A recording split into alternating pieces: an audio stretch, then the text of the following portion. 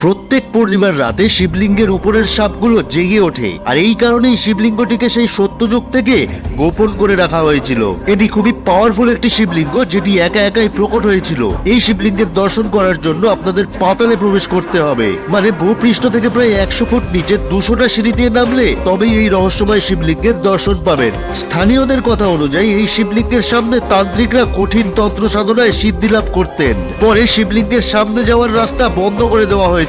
কিন্তু কিছু বছর আগে এক স্থানীয় ব্যক্তি দেখতে পায় দেবী ফলসের ঝর্ণা পাতালে প্রবেশ করছে। তখন সরকার থেকে খনন কার্য চালিয়ে এই রহস্যময় গুহা উদ্ধার করা হয়। গুহাটি আছে নেপালের কাঠমান্ডু শহরে, যেটির নাম গুপ্তেশ্বর মহাদেব কেভ। গুহা এন্ট্রান্সটা খুবই সুন্দরভাবে তৈরি করা হয়েছে। তারপর একটু এগোলেই পড়বে মেন গুহার এন্ট্রান্স। এটা একটু সরু। এরপর 200টা সিঁড়ি দিয়ে নিচে নামলেই দর্শন হবে সেই রহস্যময় ও শক্তিশালী শিবলিঙ্গের। মান্যতা অনুযায়ী প্রত্যেক পূর্ণিমার রাতে এই সাপগুলো জীবিত হয়ে ওঠে। এর থেকে একটু এগোলেই দেখতে পাবেন সেই অদ্ভুত ঝর্ণা, যেটি সত্যযুগ থেকে পাতালেই প্রবাহিত হয়ে চলেছে। স্থানীয়দের কথা অনুযায়ী এখানে সকল ভক্তের মনস্কামনা খুব তাড়াতাড়ি পূরণ হয়ে যায়। তাহলে নেপাল গেলে এই গুপ্তেশ্বর মহাদেবের গুহা থেকে অবশ্যই ঘুরে আসবেন।